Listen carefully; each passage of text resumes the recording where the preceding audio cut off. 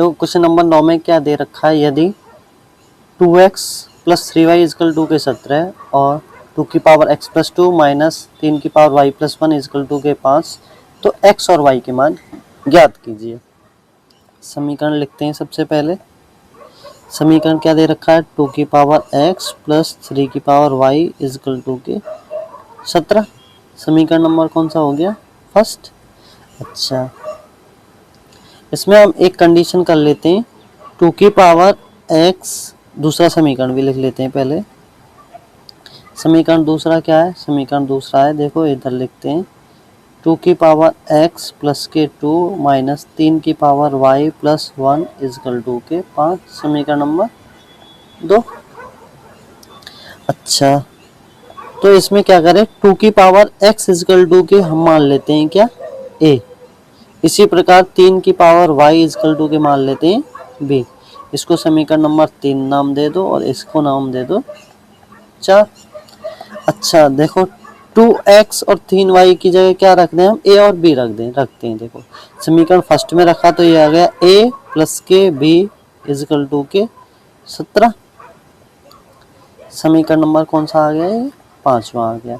इसी प्रकार देखो इसे सॉल्व करेंगे, 2 की पावर x इंटू 2 की पावर 2, ये कहाँ से आया, ये आया है हमारा एक कॉन्सेप्ट होता है, a की पावर m प्लस n हो तो उसे हम क्या लिख सकते हैं, a की पावर n इंटू a की पावर n।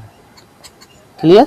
तो यहाँ से एक कॉन्सेप्ट है, याद कर लेना इसे, माइनस 3y इंटू 3 की पावर 1 बराबर के 5।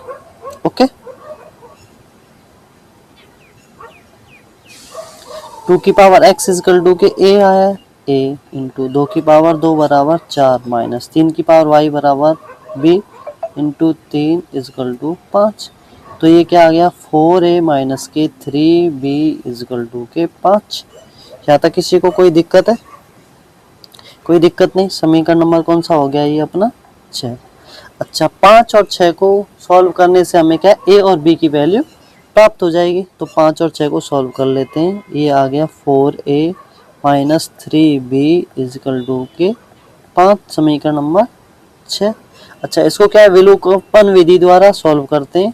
तो समीकरण 5 में क्या करें, 3 से गुणा कर दें, पूरे समीकरण में 3 से गुणा कर दें, क्या आ जाएगा, ये आ जाएगा 3a प्लस के 3b और 17 गुणा 3 करेंगे 51।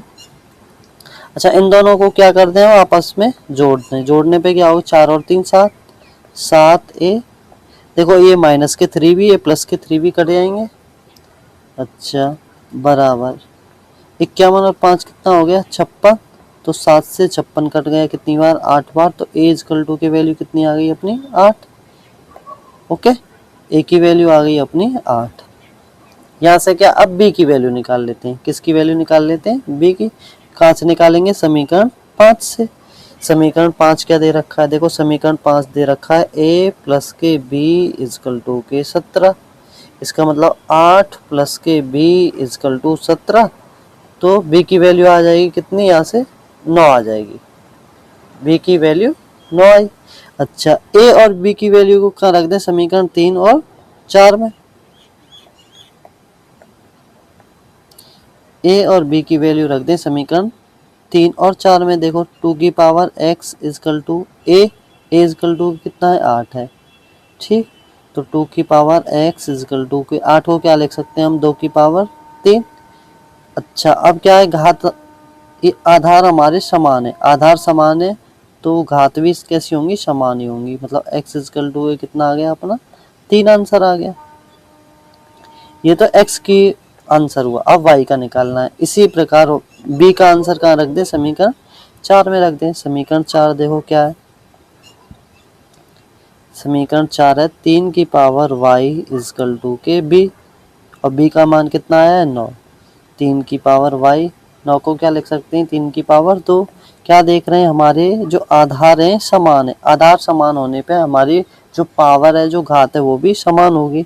तो y की वैल्यू कितनी आ जाएगी, y इजकल टू क्या आ जाएगी, 2। तो अपने आंसर क्या आ गए, x इजकल टू के 3 और y इजकल टू के 2। ओके, कॉन्सेप्ट समझ में आया, किसी को कोई दिक्कत।